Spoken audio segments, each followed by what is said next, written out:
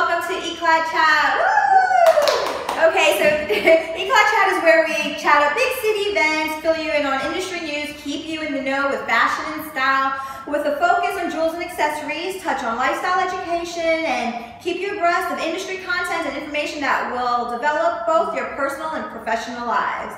And so I'm going to introduce my co-host as I usually do. Next to me on my right is Miss Kaylin Burke. Hi, Kaylin. Hi. Hey guys, I just want to let you know about the Hidden Gems promotion before we get started. And for this month only, we have a special promotion. It's a free hour with any 5-hour rental you purchase with us. And if you forgot where Y-Clad's Hidden Gem is, it's in Midtown East on 57th Street, and it's just between Lexington and Park. So if you want more info or want to talk to someone about the options, you can call us at 212-644-6445 or email us at hiddengem@yclad.com and then just mention that you heard us on the show. All right. So guys, you know what? Call us. Give us a call. We have this great promotion going on, so make sure you give us a ring so that you can get in on the action. Okay, so we're going to jump right into our interview, and this is going to be a really great interview. I'm actually really excited about it. So I'm going to introduce to my right for you, well actually my left for you guys looking on Periscope. And for listeners, well she's actually sitting to my right. I have the president of Marcy Clark PR and Events and the founder of Women's Mafia, Miss Marcy Clark. Hi Marcy. Hi. Welcome. Thank you for joining us today. Thank you for having me. Okay, so I'll just give like a mini introduction into like, you know, what you do and that kind of thing, and then we'll just start rolling with the interview. Okay, so Marcy's expertise includes publicizing fashion designers, artists, jewelry and accessory brands, interior designers, furniture studios, luxury lifestyle products and services. Just to name a few things that she specializes in. She has secured placements in top media outlets such as the New York Times, Glamour, Vogue, Perez Hilton, NBC, ABC, and much more. I only just grabbed a few to just kind of throw at you guys today. And so today we're talking PR. And it's going to be sort of like an educational, interactive, fun, getting to know how to run your business kind of thing through PR, I guess. It's a mini little class. Yeah, mini class. And the 101. Yes. And so, okay, let's start with you, Marcy, before we even get into the PR thing, right? Yes. Tell us who Marcy is. Like, what do you like to do for fun? What do you do in your spare time? Okay, so if I have spare time, so I actually do a lot of things. So I have a theater background. I still do a little acting, take class, do improv sometimes, working on some short films. So that's a passion of mine. I'm really into yoga, like all different kinds. You've been talking about that a lot lately. Yeah, I'm obsessed. And I also, I'm into healing. I do Reiki, energy work, and I love food. I've been a vegetarian 21 years. So congratulations! Like, yeah, that's huge. I was a vegetarian for 10 years, and 12 I think it was close to, and my husband kind of broke me on it. Oh, sorry. I know. Sorry. It's so hard to get back into it once you've like broken that whole thing. But yeah. Congratulations. That's huge. That's huge. Thank you. So, yeah, I mean, I have all those things I'm into, and then I love to, you know, go to California, see my family, and I'm bi-coastal a lot between New York and San Francisco and Los Angeles. What's that like? Just, you know, off topic, just, you know, what is that like being bi-coastal between two? I mean, I'm still mostly in New York at the moment, but I'm figuring out more and more, you know, I have the flexibility because of the nature of my work to work anywhere, and I have, you know, a team, I have people here that can help me, so, you know, so long as I take care of my events and prioritize, I can, you know, go home and make, you know, make my niece's recital or something like that that is special and, you know, once in a lifetime. Right. Yeah. Okay. And how did you get your start in PR and kind of like tell listeners what you've done since your start, kind of like the accomplishments? Okay, so, well, I have a kind of funny story about how I got into PR, which I don't know if it's that unusual, but I had studied abroad in England, and I wanted to go back to England. So, you know, I had friends, boyfriend, yada yada. So I went back and I printed out I thought a character in a book I read had done PR, Samantha did PR. I was like, I think I could do that. I didn't really know exactly what it was. And, but I worked on my resume, and I went and I knocked on the doors of all the different PR agencies that were in Manchester, England, where I wanted to live. And about a week and a half, maybe, I think I did 3 days, like, walking the city and knocking on doors. And I got some people, I buzzed. I was like, hi, can I come up and get my resume? And they said no. But I got one on the 3rd day. And perseverance. Yeah. And so that got me an interview, and then I got a job. They were looking at the company at the time. You should always give your resume, always get your foot in the door, always try to meet somebody, because the company at the time in England, they were looking for one senior person. And then they met me, they liked me, and they had a certain budget, and they ended up deciding instead to get 2 junior people. Oh, nice. Yeah. So I mean, my salary was like very little, but it was a start. I learned so much, and they really have like a great tradition of PR in England and the way that they approach things. So it was a wonderful learning experience. I'm sure. Yeah. It sounds like it just fascinating. Yeah. And then since then, so you stayed in England for a little bit. Yeah, as long as I could with my 6-month university work permit, and then I had to come back to the States. Aww. So then I moved to New York, because I didn't want to go home with my tail between my legs. So that led me to New York, and I've been here now 11 years. Oh wow! Yeah. So did you know anyone in New York, or you just kind of like said, okay? I knew 3 people. Oh wow! I knew 2 so of them. No, I really knew one of them. One girl, I grew up across the street from her, my friend Lauren, and then I knew a friend's brother and my sister's friend. That's it. Wow, that's really great. Yeah. Well, congratulations. Thanks. Okay, so in addition to your PR company, so you have the Women's Mafia. Yeah. Tell us a little bit about that and what your organization does, and Yeah. So like a lot of people that, when they first moved to the city, I had very few friends, as I said, and I'm a pretty social person. I'm an outgoing person, but I felt like it was hard to break in and, to meet somebody out at a bar with a friend and like make a new instant friend that'll invite you into their social circle. Yeah. So I was able to do that, but and then I got a few friends and then a few more friends, and it started developing, and that was awesome. Mm-hmm. But what really I saw was one night, it was like a snowy November day, and I started texting some friends, and I was like, hey, girls' night, let's meet here. Mm-hmm. And I set up this, girls' night gathering at the Minetta Tavern, back when it was under the old management. Mm-hmm. And I knew the owner, so I ended up sitting at their table.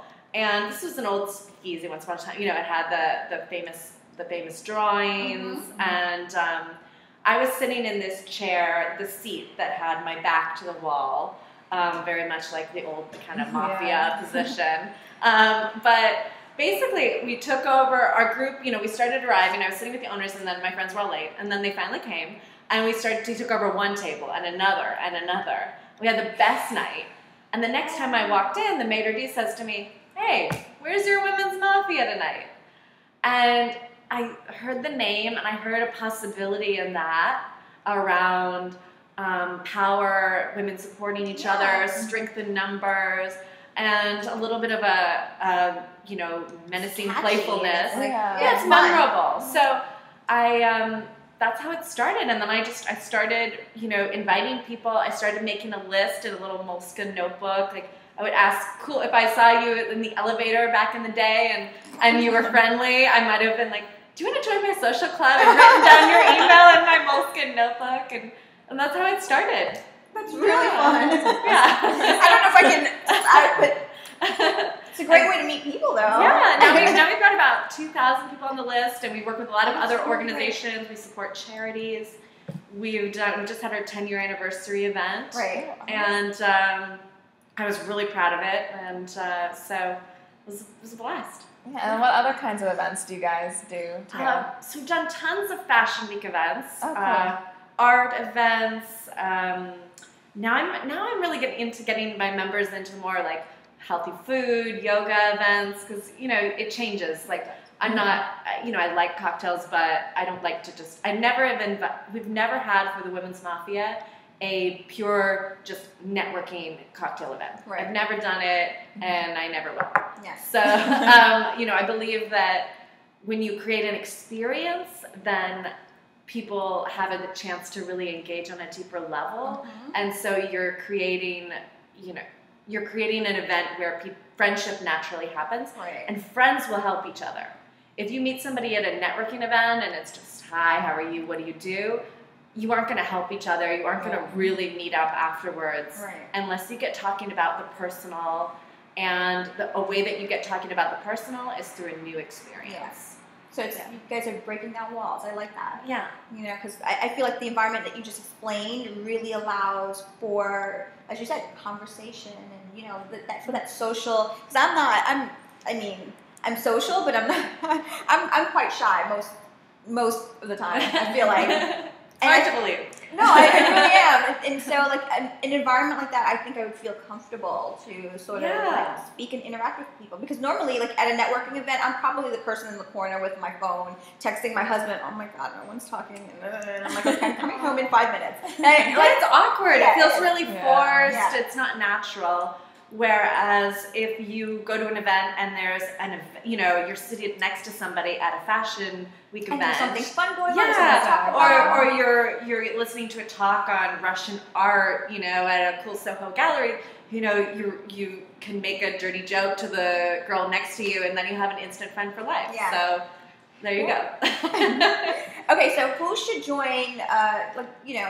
Who should join the Women's Mafia? Like, what type of woman?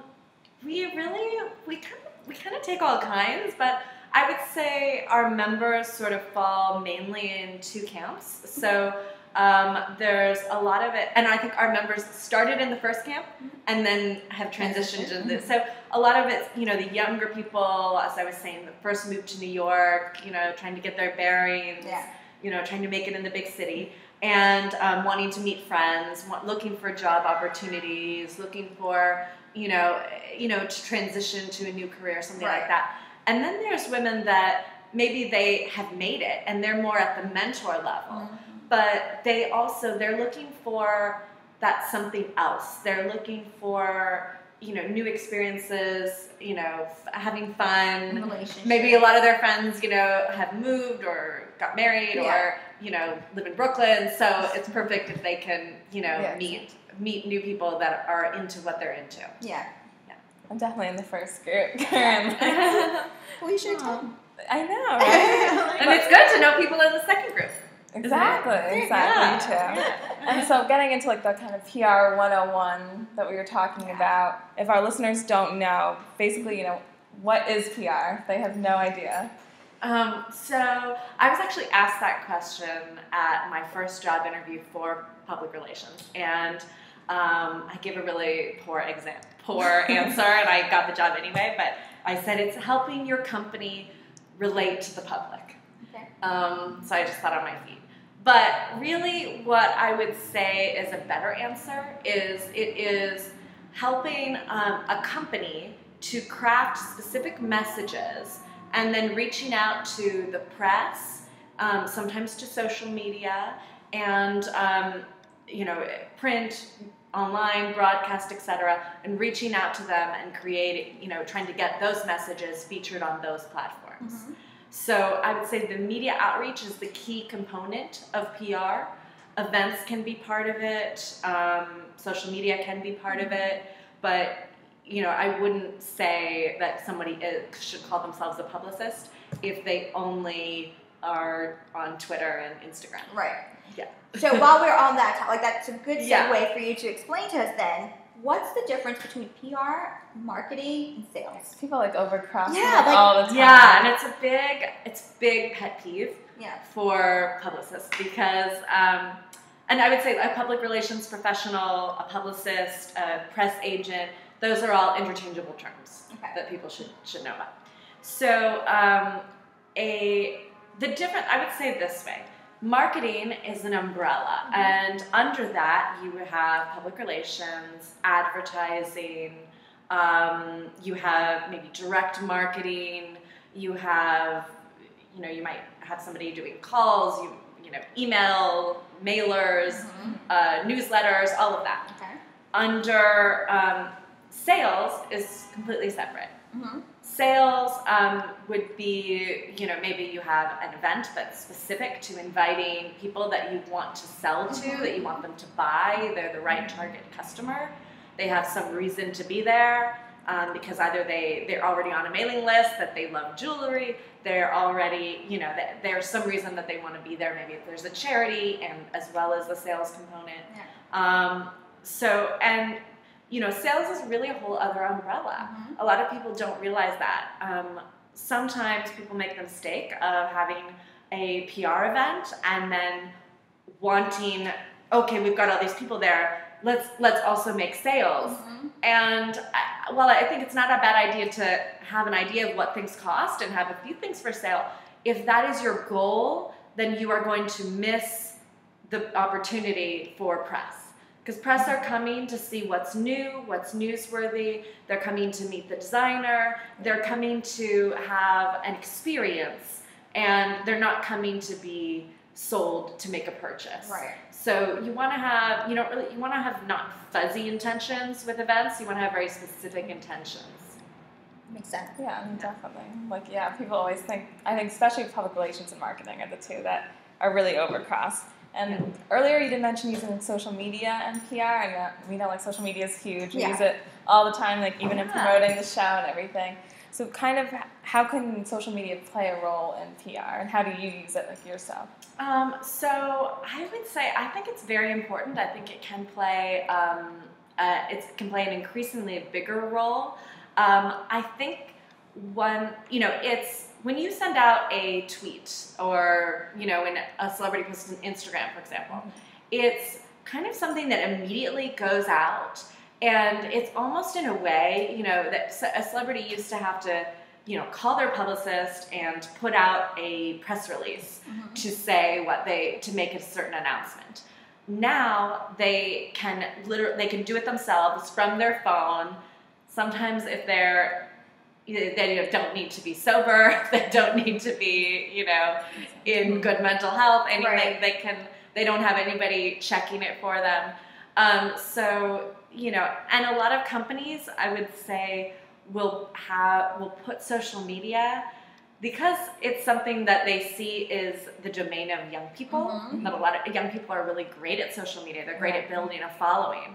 But when you're talking about a company, you want to be a little bit careful, because some people have, entrusted to their unpaid intern, and that intern, is posting drunk selfies or put something rude, says something racist, and it could be really bad. Right. So you read about different scandals here and there.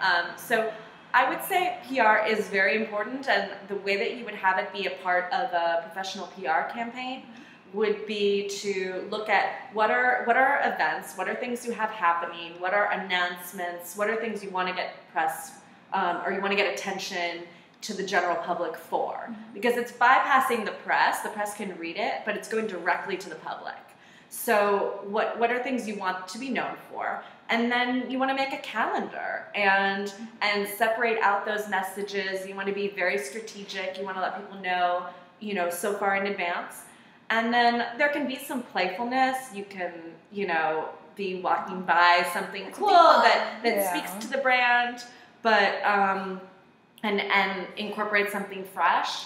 But everything needs to be in line, and and you want to kind of do the branding work first, so that your social media person, so your social media person kind of has a brief to follow. These are things we talk about. These are things we never post about. Right. This is our brand personality.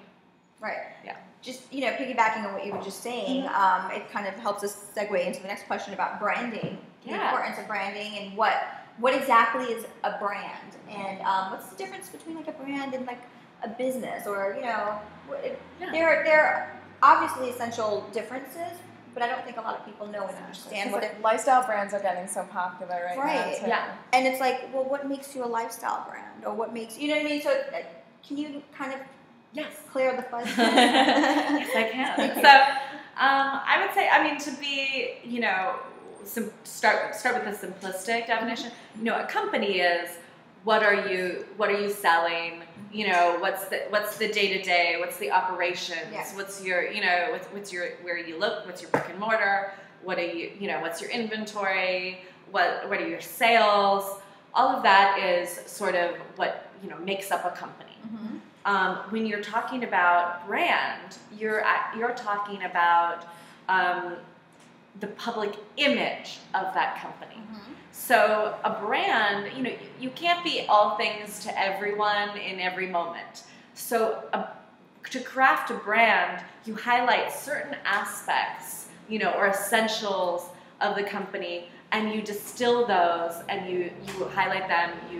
You know, you send those out into the world, whether it's via, you know, press releases, events, social media. So your brand would be, you know, for Y-Clad, for example, it's you know, it's a beautiful space, it's, you know, it's a jewelry, it's a store, it's chat, but I would say the things that it has that bring it together are, you know, your warm personality, your, you know, it's a fun, it's a safe space because of you and your personality. You have beautiful things here. It's a place for women that they want to be adorned. They care about a certain lifestyle. You know, they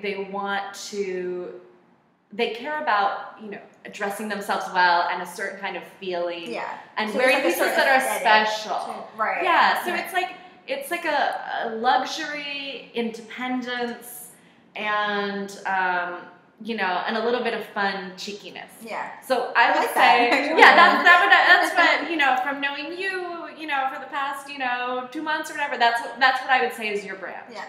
So that's what you want in all your messaging. You want it to capture those key elements. Yeah. Yeah, and you definitely did like a great job like describing everything. That's kind of my favorite thing is talking to new people, new brands, and, you know, listening to them, listening especially to women, and really drawing out of them what is it that are their unique strengths? What do they bring to the table that nobody else maybe has in this industry, or, you know, that people don't know about, the things that might surprise them? Because I think women often discount their past accomplishments. You know, I think people that are, you know, I had clients that had competed in, you know, world championships, and, you know, were qualifying for the Olympics. I just did that. But because it was, you know, that was sports, and then now they're in fashion, it wasn't incorporated. I said, we should put that in your bio, and this and that, because it does incorporate, because, you know, that designer used to make his own costumes when he competed in the world. Oh, wow. Yeah, so that's special. No, definitely. And so like you like help people point like those things out, but say there's like, you know, an entrepreneur or someone just starting out and they don't have like a PR professional helping them. Do you have like any tips or steps to kind of how they figuring out their brand and like who they are? Yeah, so you want to start with points of difference. Yeah. So that's really key. So looking, you know, they want to dig deep, and it's good if they do it, like if they can't do it with me, if they do it with a friend, if they sit down with somebody and they look at what are the points of difference for my brand, and do it with a friend who's positive and helpful, not a naysayer. It's in the brainstorming world. No Debbie Downers, folks. Yeah. So, you know, you'd want to look at, you know, what are all the aspects that make your company different, and if there's things that maybe they're the same as what another company is doing, but you're doing it in a fresh, fun way. You have a different name, it's independent, it's new. You know, there's going to be some points of difference that if you think about it hard enough, you're going to find that maybe set yourself apart. And then from there, you want to look at your own strengths, your personal strengths, your maybe the personality of who you think your target market is, who your customer might be, what do they really care about. So, and then you want to look at sort of your points of difference, your strengths, and what your target market cares about. and then you would kind of, your brand would be maybe at the intersection of those elements. I like that. Yeah. Cool. I'm sorry. I was so. That makes sense. I totally lost track of what's going on. But those are like good stuff. I mean, it's not an exact science, but I would say often a lot of people have they start with one idea of a target market when they start a business, or they start with a certain idea for a name, and they get stuck on that name or they overthink. Or that target market. Yeah, they overthink. And they think about one target market, for example, that they feel like they're in or that they know very well. But often, I think it's really helpful to, after you do your initial work, maybe you have a few different ideas, you have different names, you have taglines that go with those names. Let's say you came up with 3 different ones, and then you have your products. Have you know, invite your cousins, your mom, your friends over, and have them weigh in on what speaks to them. You know, not to your face. You can't bully them into what they like, but have them weigh in on, you know, 3 good options that you feel good about, and then you can get a broader idea of who, you know. Also, if you invite a variety of people, get a broader idea of who your target market might really be. Right. You can ask them what they'd be willing to pay for this kind of thing, what they imagine it might cost. So you can get a lot of valuable information by doing that. Totally makes sense. Yeah. Okay, so how important is it to have just lost my a press pitch? It was at the tip so I think in the old school of media, you know, you might send a whole long, you know, 1 or 2 page press release, and a lot of clients, you know, they still like to have press releases. Press releases are great to put out on the wire, to, you know, so you have your exact own words out there, what exactly you want said about your brand. They're great for, you know, maybe including in a press email or putting on your website. But I would say that in general, the way that most publicists are interacting with the press is through a short, sweet, to the point press pitch. So in maybe 4 to 6 sentences, you're reaching out, you know, sometimes 3. You're reaching out to the press about a specific ask, maybe with a few images, maybe with a date, a time, a specific offering, and you're inviting the press to engage with the brand. So there's a few essentials, I would say, for your press pitch that you want to get across in that short, succinct letter or press pitch. So I mean, it can be a letter, but I mean, mostly people are using email these days. Right. Yeah. Well, that's what electronically. But no, you can still, people are still doing mailings. But if you're going to do a press kit mailing, you better have something really good with it. You need to have, like, send jewelry, send a gift basket, something that has them want to open it up and engage with the brand. Yeah, okay, absolutely. Yeah.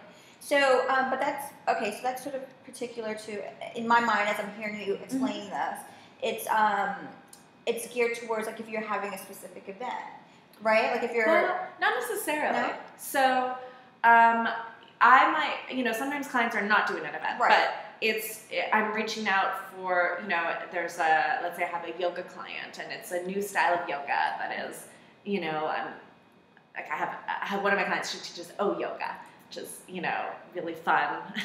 Stands for orgasmic yoga, and it's tantra. It's not dirty, but it's fun. It's a little sexier kind of yoga. So for her, for example, I might say, in my pitch letter, I might highlight, invite the press to, ask them if they've heard, have you heard about this? The questions are always good. Questions help elicit a response. Right. If I end an email with a question, I'm often 2 or 3 times as likely to have someone respond to that email. It's a huge industry tip there. Yeah. So I I would include the points of difference. Like this is not your grandmother's yoga. This is sexy. This incorporates this. This brings out these kind of feelings. This gets your dopamine going, or whatever it does for you. And then what's in it for them? So maybe I am inviting them to a specific class. Maybe I am sharing a video with them. Maybe I'm offering that they can talk with my client, they can engage with her, they can interview her about it, they could have a one-on-one session with her, she could come to their office and do a lunchtime class. So, I love that you're giving these examples because then it really helps to clarify. Like, sometimes I think people think that when they just I want to introduce you. Please let me know if you have any questions. Right, and and they get no responses and they wonder why. It's because you aren't giving them a specific call to action, and probably you haven't pointed out your points of difference that well. Okay. And part of points of difference, I would say, would be maybe the credentials of if I have an expert, a yoga expert, or if I have a health expert, something like that. Like, why should they listen to this person when they're being pitched 100 other people? So that's another important aspect. Yeah. But how do you cover all that in like 6 sentences? It's like, how do you just kind of... Or, I mean, it can be tight. Yeah, but that's the art form. That is why people do pay a professional. That's right. I was just going to take the words out my mouth. Yeah, and I mean, you can have more, you can include the press release below, you can include more details, you can attach some images, but the first ask should, sometimes the simpler the ask, you are just 10 times more likely to get a response because it's just what people have time to read. Exactly. It's just a few sentences. Long things. Yeah. And then, and then if they have a few paragraphs below that go into greater detail, then a lot of times they'll, copy and paste that and tweak it, and there you go. Cool. Yeah. That's good advice. And like you were saying, it is kind of an art being able to condense all of that into something short. So what's the point when someone needs to go to a professional compared to doing the work themselves? So I would say, PR is something that I think it's very important to budget for PR, as much as you can, especially if you have a launch, if you have something new that you're sharing, if you have something that, when you have an offering, so if you have something to, you promote the sizzle to sell the steak, right? Mm-hmm. So for GLAAD, for example, I might promote that, come to, meet, a certain jewelry designer. She's visiting from Russia. She's so special. Yeah. This is amazing. You have to meet this person, and share a few key images. And then once they get here, then they also would see a variety of jewelry. They would see the space. They might see so many more possibilities. And you can engage with them, one-on-one as a person, build a relationship, and then you have a contact for life. Yeah. So it's a good way to leverage a contact. Absolutely. Okay, so before we let you go, there are a few questions that we ask all of our guests. Okay. For every show, just what we do here. And so I guess let's start with, what's the most memorable event that you can think of, and why? What made that event memorable? Well, okay. I mean, I've been to a lot of really memorable ones. Can I do 2? Sure. Okay. So one is one of my first Fashion Week events I ever went to. It was, in the tents. It was just one of the most beautiful things, the lights went down and the clothes started walking, and I just remember I had chills, and I thought it was so beautiful, and I think that's when I fell in love with, like the showmanship of that, and this was back when Fashion Week was at Bryant Park. Oh, nice. So I think that was one of what, that event is special for me and led me to do, dozens of Fashion Week events myself. Okay. And then I would say a recent event that I hosted that I'm really proud of is my Women's Mafia 10-year anniversary event. Yeah. We worked for the second or third time with an amazing charity called Reach Within. So we raised a lot of money for them. They have programs in St. Vincent and Grenada. At the event, they had our guests came and they were pampered. So whereas other events we've had, there was a fashion show, there was something else. In this event, the theme was old Hollywood glamour, and everything was about them. We had hair, we had makeup, professional makeup, hair from James Corbett's studio. Becky Yee, a good friend of mine, created a whole vintage themed, Hollywood portrait studio. We had my friend Monica Aparicio of the Wellness Lounge. She had 8 different practitioners that were all offering massage, sound therapy, some sort of service. Aromatherapy and acupressure. We missed this event. I invited you. I think you were traveling, but I was really proud of it because it was for my members, and everybody was dancing, everybody dressed up, nobody wanted to leave, and it was really what I envisioned when I first started of the Women's Mafia, or even beyond what I had envisioned. Yeah. So, and I had the collaborators are some of my best friends in the city, so felt really lucky. Yeah. Sounds wonderful. In the city, you're supposed to have these really huge events, and I go to events all the time that are such low scale. I'm like, this is the city. We have to have step it up. Yeah, step it up. Exactly. And then we also ask everyone, your jewelry essentials, what can you not leave the house without? Maybe your favorite jewelry designer as well. And who you're wearing also. Yeah, you have some great jewelry right now. Yeah, I love earrings. These are Barbara Wilkinson, just simple drops. Yeah. I love her. She's awesome. This is my friend Angie Hassan, created this, sort of like a 3-finger ring. Yeah. Goes over them. And she made these in Egypt, and they're limited edition, so I love these. She's a fashion stylist who's one of my best friends. And this is Perry Gargano. He was actually the first jewelry client that I represented, and we got his stuff on the cover of Lucky, Italian Vogue. And I love him, and this octopus cuff is always a talking piece. Yeah. So after I met him, I love cuffs. Because you can always wear, I find I'm always wearing either earrings and a cuff, or maybe a necklace and a cuff. Okay. So sometimes I'm wearing, earrings and a ring. Today I'm wearing all 3 because it's about jewelry. Right? Yeah. So I think, and these are a little more understated, so I hope it's not too much. It's not too much at all. They're beautiful, and they work well together. Thank you. It's simple, but yet, it's still, you're making a statement, so it's really nice. And it's not accessories, but dresses are my weakness. Some people have shoes. I love shoes, but dresses, for me, dresses are just the best things you can spend your money on. I think that's probably my second or third favorite. You're always in a dress. I'm always in a dress, but then I love hats, and then I love I don't think there's one thing. I should just bulk them all. That's great. So lipstick or lip gloss? Lipstick. Okay. Yeah. Who's your favorite? Oh, we already asked that. I was going to ask her who's her favorite jewelry designer. We already talked about that. I can't pick between my, my favorites. It's okay. Yeah.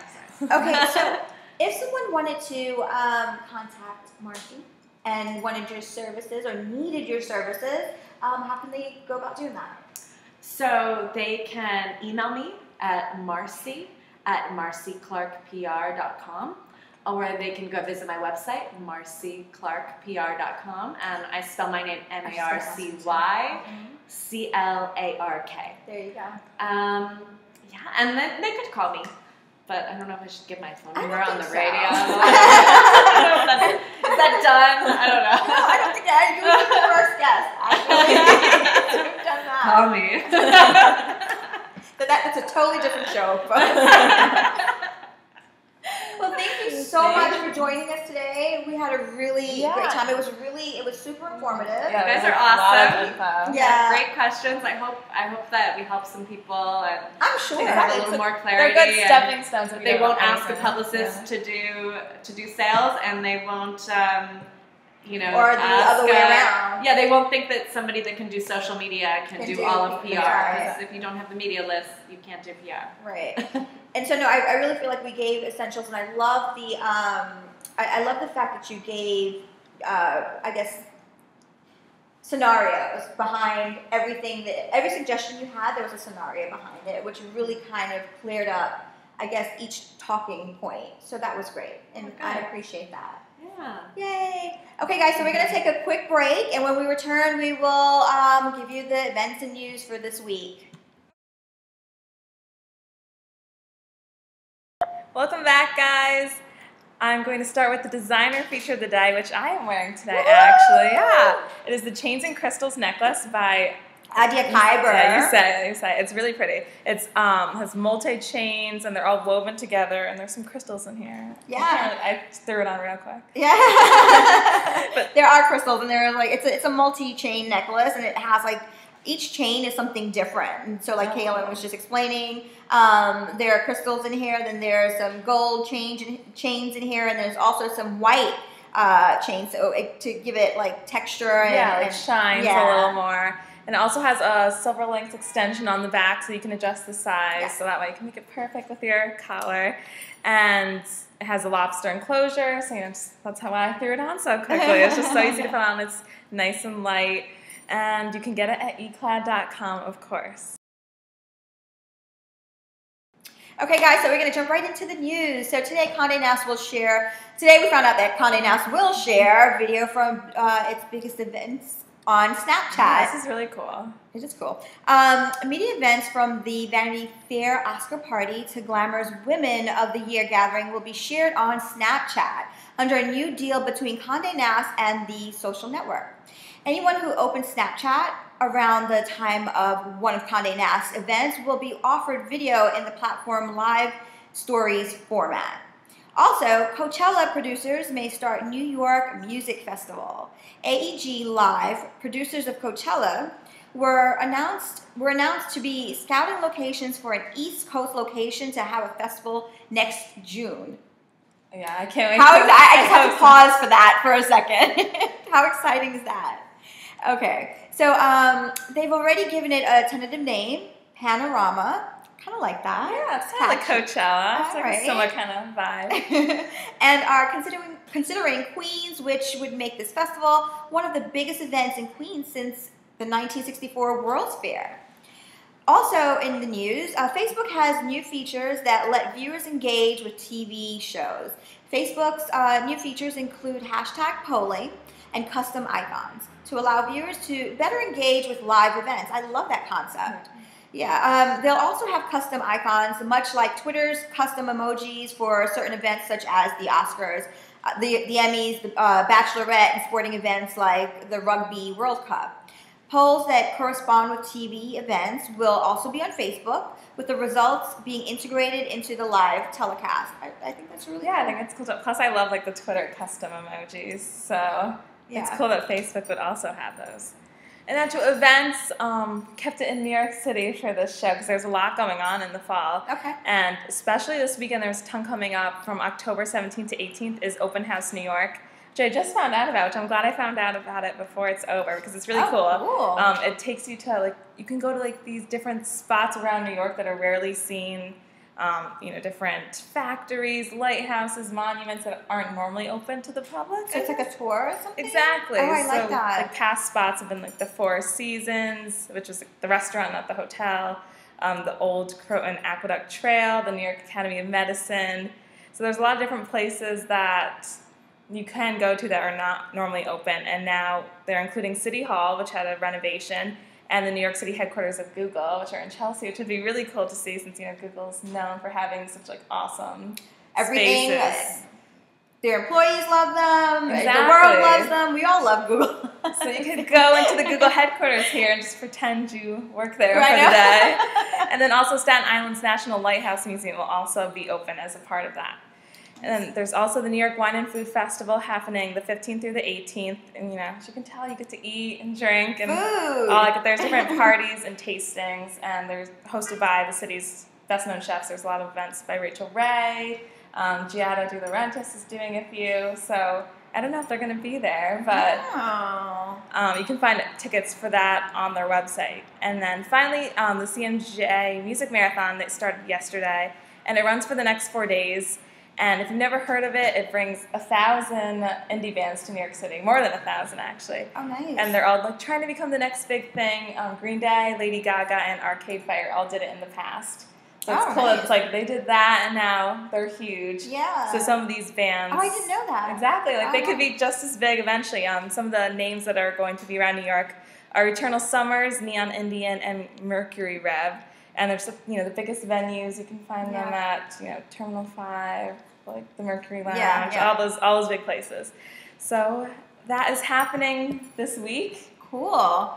So, okay, guys, so that's it for our jewelry feature of the day, news, events.